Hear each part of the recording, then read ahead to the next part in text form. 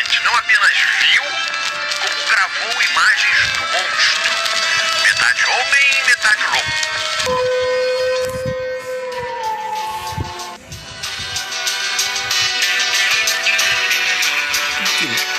Merda.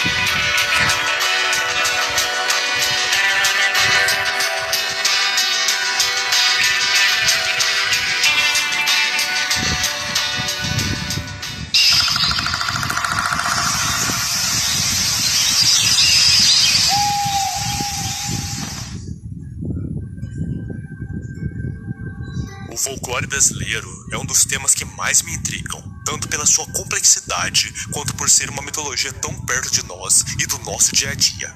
Na mitologia brasileira, existem várias releituras de criaturas famosas fora daqui, como o Encourado, que é uma releitura do vampiro europeu, só que adaptado para o Nordeste, o Mapinguari, que pode ser considerado uma releitura do Pé Grande, entre vários e vários exemplos que podem ser dados. E o tema do vídeo de hoje é justamente nessa pegada. Falaremos sobre o lobisomem brasileiro, ou melhor, os lobisomens brasileiros. Tem quantos? A cultura nacional não tem só uma espécie de lobisomem como nos países europeus, mas sim várias espécies, cada uma com suas particularidades, histórias e etc. Lembrando que todas as fontes de pesquisa vão estar na descrição do vídeo caso vocês queiram consultar. E dito isso, vamos finalmente começar. Mas antes de qualquer coisa, qual seria a verdadeira história por trás da lenda famosa do lobisomem?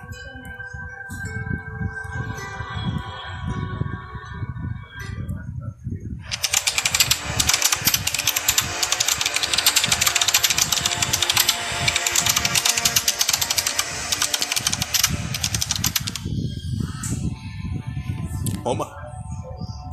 A lenda do lobisomem tem suas raízes na Europa, com indícios de que sua origem remonta à Grécia Antiga. Um dos relatos mais conhecidos fala que o rei Licão teria sido transformado em um lobo por Zeus como punição por sacrificar humanos e tentar enganar os deuses. E essa história ajudou a definir o conceito de licantropia, derivado das palavras licos, que significa lobo em grego, e antropos, que significa homem também em grego. E com o passar do tempo, a crença no homem que se transformava em lobo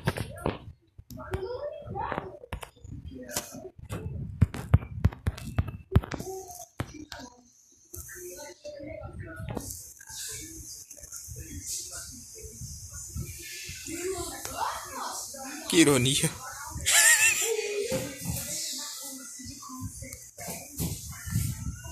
se espalhou por Roma, onde era chamado de Versipélio.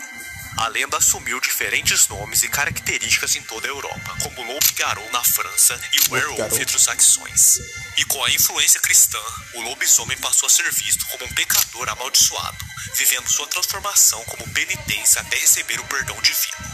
E com a colonização portuguesa, a lenda do lobisomem chegou ao Brasil, ganhando variações regionais que eu vou falar mais pra frente no vídeo. Em Portugal, o lobisomem era descrito como um homem magro, de orelhas grandes e nariz avantajado, amaldiçoado por predestinação ou por pecados graves. Acreditava-se que o primeiro filho homem, nascido após 7 filhas, poderia carregar a maldição. O lobisomem português era conhecido também como moedor ou tardo, e além de atacar cemitérios e pessoas, a lenda dizia que as mulheres também podiam se transformar, sendo chamadas de peeira ou lobeira. E no Brasil, esse folclore do lobisomem foi estudado por Luiz da Câmara Cascudo, um dos maiores pesquisadores das tradições populares. Certo, essa foi a lenda padrão conhecida por todo o mundo. Mas e o lobisomem brasileiro? Qual a real origem por trás dele? Rapaz, que imagem bonita.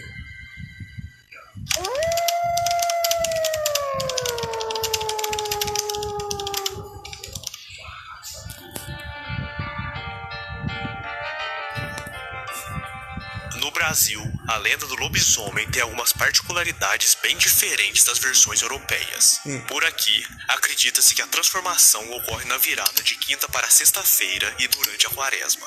Além disso, a origem do lobisomem pode estar ligada à ordem de nascimento. Um menino que nasce após 6 irmãs corre o risco de se tornar um, caso não for batizado pela irmã mais velha antes dos 13 anos.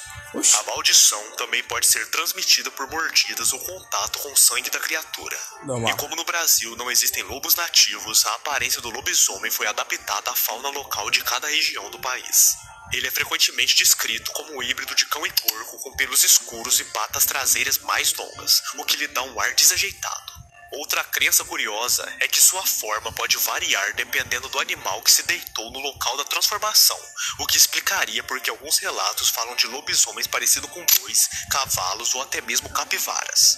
Em sua forma bestial, ele se alimenta de qualquer coisa, inclusive cocô de galinha, e ao voltar ao normal vomita tudo. Para se proteger de um lobisomem, existem alguns rituais específicos que dependem da região do país. Agora, para eliminá-lo, a munição deve ser benzida com cera de vela usada 3 vezes na mesa do galo, e armas de ferro ou aço podem forçar a criatura a retornar à forma humana. Já para curá-lo definitivamente, é necessário furar sua pele com espinhos de laranjeira plantado em um cemitério em uma sexta-feira santa. Agora, para descobrir sua identidade real, uma técnica curiosa é oferecer sal para a criatura. Após oferecer o sal, o lobisomem fugirá, mas no dia seguinte aparecerá na sua casa em forma humana pedindo o sal prometido, literalmente o lobisomem pidão. E como eu disse anteriormente, o lobisomem brasileiro, principalmente pelo país ter uma fauna muito diversificada, tem variações de diferentes animais. Vamos ver algumas.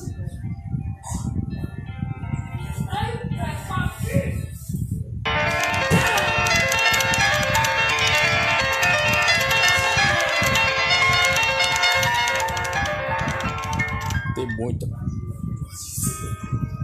Locuara é uma O delas. porcão é a forma mais comum aqui no Brasil. Quem o viu diz que lembra um cachorro ou um porco enorme, que corre encurvado e sobre as 4 patas. É coberto de pelos escuros com olhos vermelhos e dentes afiados. Agora, o amarelo é mais comum em estados do Nordeste. O lobisomem amarelo se parece com um porcão, mas com um aspecto muito mais machucado e adoecido. A sua pele varia entre muito pálido e amarelado, além de feder como um cadáver. O orelhas longas tem pelos escuros, mas o que chama mais atenção nesse lobisomem são suas orelhas, tão grandes que sempre se arrastam pelo chão. Quando ele corre, elas batem como se fossem asas, produzindo estalos altos. O lobisomem branco, também conhecido como lobisomem da morte, lobisomem morto e lobisomem fantasma, é um tipo raro, mas difícil de ser ignorado. Costuma sempre aparecer em noite de quaresma. É um lobisomem que morreu e quer cumprir o seu propósito. É uma alma penada que mesmo após a morte ainda sofre da maldição. Ele é totalmente branco e é mais violento que qualquer lobisomem vivo. Os lobisomens lobo ou lobo do mato são pouco comuns e são quase lobos por completo. Hoje, eles aparecem mais em cidades bastante influenciadas pelo cinema e pela televisão. Mas antigamente também apareciam em regiões de forte influência germânica. O lobisomem espojador é uma versão do lobisomem brasileiro que é ainda mais sombria e monstruosa do que o mito tradicional. Ele é descrito como uma criatura peluda e fedorenta, com olhos vermelhos e expressão assassina, exibindo um comportamento muito mais animal do que humano. O seu corpo tem características indefinidas, mas suas garras afiadas e dentes ameaçadores fazem dele uma verdadeira máquina de caça. Diferente dos lobos clássicos, esse lobisomem ronca, emite grunhidos, rosna e até mesmo relincha, dependendo da mistura de animais que compõem a sua forma bestial. A transformação é um ritual estranho e macabro. O amaldiçoado precisa se deitar em um local onde um mamífero se enrolou anteriormente, assumindo as características do animal que ali esteve. Caso mais de um bicho tenha passado por ali, a sua aparência se torna uma fusão grotesca de diferentes criaturas. A experiência da transformação é descrita como prazerosa e viciante, o que torna a maldição difícil de ser quebrada. Após a metamorfose, ele vaga por estradas e matas em busca de vítimas, preferindo atacar bebês não batizados e mulheres grávidas para beber o seu sangue. No entanto, ele evita embates com grupos grandes e só pode voltar à forma humana se encontrar suas roupas novamente. Reverter a maldição não é impossível, mas é algo que a maioria dos lobisomens não deseja, pois se tornam dependentes dessa existência selvagem. Se alguém substituir suas roupas antigas por novas no local da transformação, ele se torna humano para sempre, mas isso pode despertar ódio e desejo de vingança contra quem o libertou. A transformação, no entanto, cobra o seu preço. Ao voltar ao normal, o lobisomem vomita e sofre um nível de exaustão, apresentando sintomas de fraqueza e anemia ao longo do tempo. Mesmo como humano, a sua condição se manifesta, e ele carrega os sinais da maldição, mesmo quando não está sob seus efeitos. O lobisomem guará é um exemplo bem interessante que eu achei, se liga. Apesar de ser o canídeo mais parecido com um lobo no Brasil, ele nunca foi associado ao mito do lobisomem no folclore tradicional. No entanto, muitos escritores brasileiros modernos de ficção decidiram nacionalizar o lobisomem. ignorando as peculiaridades do mito original e adaptando com elementos da fauna local. E assim surgiu a ideia dos lobisomens guarás, versões mais exóticas da criatura clássica. A primeira menção detalhada desse conceito...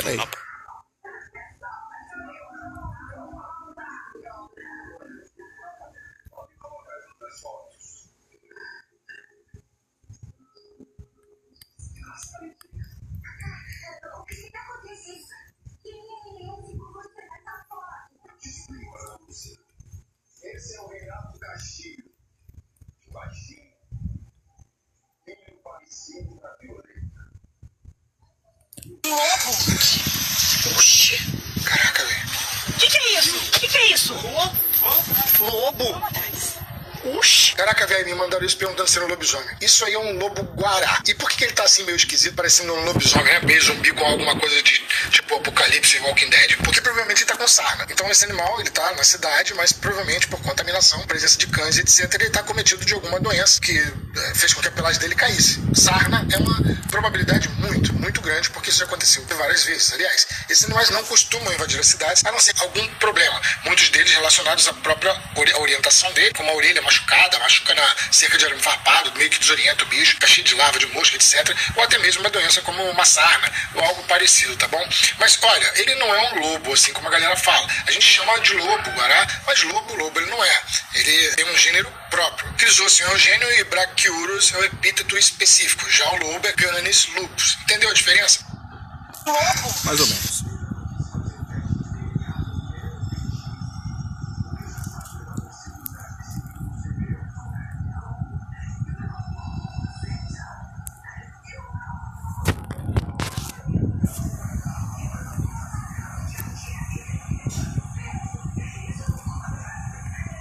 Apareceu em 1999, na revista Dragão Brasil, como parte de uma adaptação do RPG Lobisomem, o Apocalipse da White Wolf.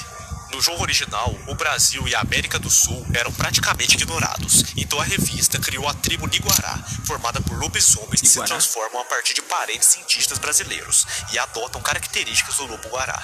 Essa versão modernizada traz um lobisomem menos bestial e mais ligado à espiritualidade indígena, fugindo do tradicional monstro sanguinário europeu. E com isso, o lobisomem brasileiro ganhou uma nova identidade na literatura fantástica contemporânea, misturando o terror clássico com a mitologia local de um jeito mais único e original. E por fim, um dos lobisomens mais famosos do folclore brasileiro, e também o meu favorito, é uma mistura de homem com tamanduá, o capelobo. O capelobo é uma criatura monstruosa do folclore brasileiro, especialmente temida na região norte. O seu nome tem origem indígena e significa algo como osso quebrado do lobo. As descrições variam, mas geralmente ele é retratado como um híbrido grotesco entre humano e animal, com corpo forte coberto de pelos, patas redondas semelhantes a fundos de garrafa e um focinho comprido, que pode lembrar um tamanduá, uma anta ou um cachorro. Extremamente ágil, o capelobo perambula pelas matas durante a noite, rondando barracões e casas enquanto emite gritos assustadores. Ele se alimenta de cães, de gatos e até mesmo de seres humanos, mas de uma forma nada convencional. As histórias dizem que ele rasga a garganta de suas vítimas para sugar o sangue, como um vampiro, ou perfura seus crânios com um focinho para devorar o cérebro. O seu rastro é marcado por pegadas arredondadas e há lendas que afirmam que alguns indígenas do rio Xingu podem se transformar nessa fera, fazendo dele uma espécie de lobisomem amazônico. Seus gritos são tão perturbadores que muitos caçadores dizem ter enlouquecido após ouvi-los no meio da mata. Para derrotar essa criatura, é necessário um tiro certeiro na região umbilical ou na nuca, pois qualquer outro ataque seria inútil. Registros sobre o capelobo aparecem em relatos antigos, como os escritos de Câmara Cascudo e Frois de Abreu, provando que a lenda já assombra a Amazônia há muitos séculos. Se o lobisomem é o terror das noites do sul e do sudeste do Brasil, o capelobo é sem dúvida o predador sobrenatural das florestas amazônicas.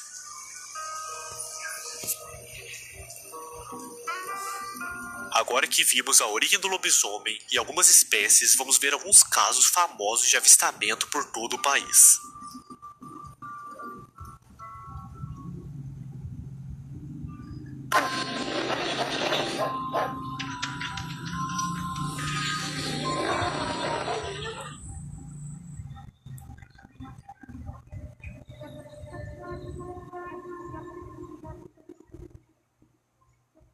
Joanópolis, no interior de São Paulo, carrega o título de capital do lobisomem, um título que acompanha a cidade desde sua fundação em 1878. A lenda começou com rumores de que Anselmo Caparica, um dos fundadores da cidade, era na verdade um lobisomem.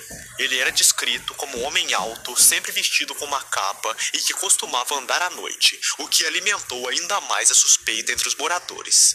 No século XX, o mito ganhou mais força quando a folclorista Maria do Rosário, neta de Anselmo, publicou uma tese em 1983 sobre a tradição do lobisomem em Joanópolis. Segundo ela, os moradores viam o lobisomem como algo comum, sem medo e exagero, quase como parte da cultura local. Para muitos, o bicho até existia, mas não era perigoso, e havia relatos de pessoas dizendo que fulano ou cicrano era um lobisomem, mas era gente boa. Mesmo assim, testemunhos assustadores se espalharam pela cidade. Moradores locais afirmam que lobisomens já arranharam portas e janelas, além de atacarem galinheiros. A lenda também diz que eles procuram casas onde há crianças não batizadas.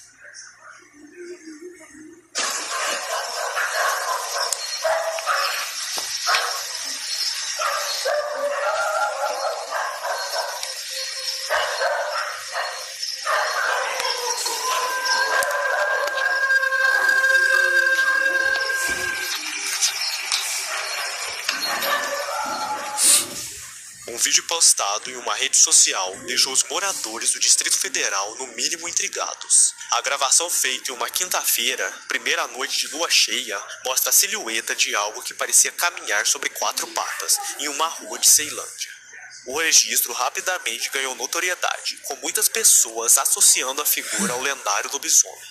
A página de humor Ceilândia Muita Treta compartilhou o vídeo afirmando que ele foi capturado na QNO-19. A postagem logo viralizou, acumulando mais de 50 mil visualizações e 1.500 comentários. Enquanto alguns usuários encararam a cena com bom humor, outros ficaram impressionados com a coincidência de um possível lobisomem justamente uma noite de lua cheia, quando, segundo a lenda, a transformação ocorre. Em noites de lua cheia, quando o céu se ilumina com estrelas, o temor do lobisomem toma conta dos moradores de Mirassolândia, no interior de São Paulo. A lenda ganhou força na região por causa de um ex-peão de rodeio chamado Osmar Nascimento, que em abril de 1985 saiu para tentar fotografar a criatura em um cemitério de Nova Granada, em São Paulo. O resultado foi uma imagem um tanto enigmática, que até os dias de hoje divide opiniões sobre ser uma foto real ou apenas um desenho. Na época, muitos acreditaram ser uma prova definitiva da existência do homem-lobo, e a história se espalhou rapidamente, sendo destaque em vários jornais locais. Moradores garantem que o lobisomem existia e já foi visto por várias pessoas, sempre descrito como uma criatura semelhante a um cachorro preto. O barbeiro Marcelino Inácio de Souza lembra que o boato era levado a sério e até crianças tinham medo de sair à noite. O próprio Osmar, ao ser entrevistado, afirmou com confiança que fotografar o monstro não era nada para ele. Mas nem todos os avistamentos na região eram sobrenaturais. Houve quem aproveitasse do medo para se fantasiar e pregar um susto na população, o que chegou a virar caso de polícia. A identidade da criatura retratada por Osmar nunca foi declarada. Para alguns, a imagem era apenas uma montagem bem feita, enquanto para outros era a prova de que o lobisomem realmente assombrava a região. O próprio filho do ex-peão defende a história com unhas e dentes, jurando que seu pai viu algo além da compreensão humana.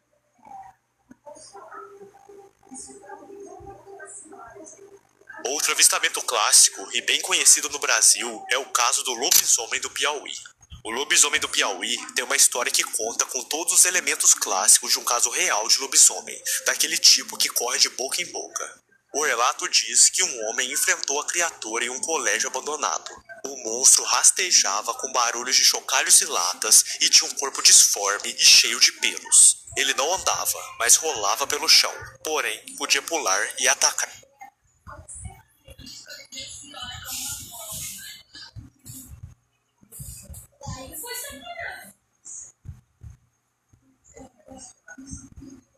Perfeito. Com muita violência. O facão foi a única defesa do homem naquela noite, e mesmo assim, ele fugiu apavorado. No dia seguinte, tufos de pelos estranhos foram encontrados perto da escola, e coincidentemente, o sujeito suspeito de ser lobisomem acordou cheio de arranhões e cortes pelo corpo. Os moradores do bairro já desconfiavam dele fazia tempo, e esse novo episódio só reforçou as suspeitas. O detalhe das orelhas peludas, com pelos saindo de dentro, dá um toque perturbador à história, como se ele nunca tivesse voltado completamente ao normal. Outros enfrentamentos com a criatura foram relatados, e um velho truque surgiu: atacar o lobisomem com a mão esquerda, pois seria o único jeito de feri-lo. A história se intensificou quando os boatos cresceram, e os homens do bairro prometeram se juntar para capturar a fera. Mas na hora de agir, o medo falou mais alto e ninguém apareceu. Também, Talvez né? fosse melhor assim, porque ninguém sabe o que aconteceria se eles realmente o encurralassem. O homem misterioso percebeu que a tensão estava muito alta e fugiu da região, levando a sua família junto para sempre. E no fim das contas, a criatura nunca mais foi vista por lá. Coincidência? Eu acho que não. Nem eu.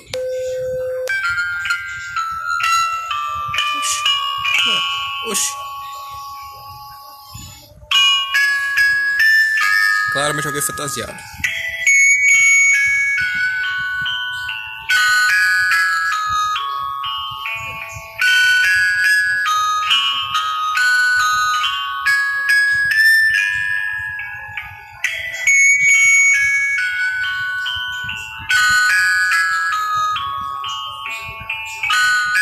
Alguém fantasiado, não tem como não. E por fim, o último avistamento que eu vou falar no vídeo de hoje é o caso do lobisomem de São Gonçalo. O caso do lobisomem Gonçalo, ou Gonçalo Lobisomem, viralizou em 2014 e se tornou um dos relatos modernos mais famosos sobre aparições da criatura no Brasil. Tudo começou quando um vídeo misterioso surgiu no YouTube, mostrando uma figura escura e peluda debaixo de uma árvore. A gravação, em preto e branco e de qualidade duvidosa, rapidamente chamou atenção e a cidade de São Gonçalo dos Campos, na Bahia, entrou em estado de calamidade. Os moradores começaram a evitar sair de casa à noite e logo os boatos tomaram conta de toda a região. O medo aumentou quando um homem chamado Pingo afirmou ter visto a criatura pessoalmente enquanto esperava o ônibus de madrugada. Ele descreveu o monstro como peludo, completamente preto, com mais de 1,5 metro de altura e sempre se contorcendo. Essa visão aterrorizante só reforçou as lendas locais e fez o pânico se espalhar ainda mais. Apesar disso, algumas pessoas começaram a questionar a história, principalmente porque o mesmo vídeo já havia aparecido anos atrás no YouTube, com outro título e localização diferente, sugerindo uma farsa. Mesmo sem provas concretas, o caso ficou marcado como uma das maiores histerias coletivas sobre lobisomens no Brasil. A delegada da cidade afirmou que não havia nenhuma investigação oficial, mas a população continuou assustada por semanas. O lobisomem Gonçalo pode ter sido apenas mais um boato da internet, mas o medo que causou foi real. E até hoje, a história ainda é lembrada como um dos momentos mais bizarros do folclore urbano brasileiro. Que pele! Além disso, existem relatos de aparições de lobisomem em várias regiões do Brasil, como Pernambuco, Alagoas e São Paulo. Além das citadas, também temos o lobisomem da Lagoa do Mato em Pernambuco, onde os moradores da comunidade temem as noites de lua cheia após uma suposta aparição do lobisomem. Também temos o avistamento em Entre Montes em Alagoas, onde a população local aponta um certo homem como lobisomem. Existem vários avistamentos em todo o Brasil, mas é claro que nada nunca foi confirmado oficialmente. Mas cabe a você acreditar ou não.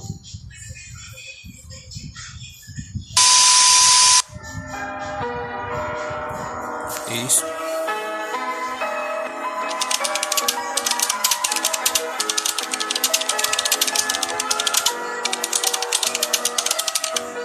Conclusão.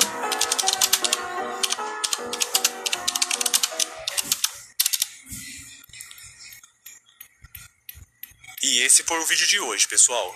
A lenda do lobisomem é muito da hora, cara. É incrível pensar que uma lenda que surgiu lá na Grécia, mó cota atrás, veio pro Brasil e se incorporou dessa forma no nosso folclore. E como eu disse anteriormente, e ao longo do vídeo, o lobisomem brasileiro é bem mais complexo e variável que o europeu. Mas é isso aí, se você gostou do vídeo, deixe o seu like, o seu comentário, se inscreva no canal. E caso queira ajudar o canal financeiramente... Esse aqui do Egito, vou ver um dia. Um dia.